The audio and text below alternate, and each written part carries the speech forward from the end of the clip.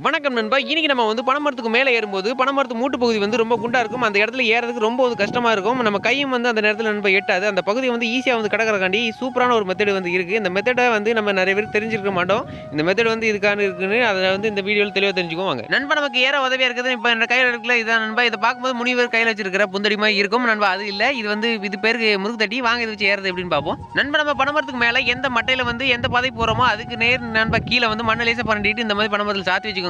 சாத்தி வச்சுட்டு ஒரு கால நண்பா பனைமரத்துலயும், இன்னொரு கால்ல வந்து அந்த முறுக்குத்தடியில நண்பா ஏறி நின்னுட்டீங்கன்னா, அந்த முறுக்குத்தடி வந்து வழுக்கவும் செய்யாது. நம்ம கொஞ்சம் வந்து மண்ணுக்குள்ள கொஞ்சம் ஆழமா இறங்கும். அதோட நண்பா நின்னுக்கும். அதுக்கப்புறம் நீங்க ஒத்த கால்ல நின்னுக்கலாம். அந்த இதுல வந்து எந்த கிரிப்புமே அதாவது வலிவியோ எந்த சைடுமே நண்பா போகாது. நம்ம அந்த பாருங்க மூட்டு பகுதி வந்து நண்பா இப்ப நம்ம ஈஸியா வந்து கடந்தாச்சு. இப்ப மேல வந்து பனைமரம் சின்னதா நமக்கு வந்துடுச்சு. இதுக்கு மேல நண்பா நம்ம கை எட்டும். அதுலருந்து நம்ம அதாவது தலனார நண்பா கால்ல போட்டு நம்ம பாட்டுக்கு சரசரன்னு போயிரலாம்.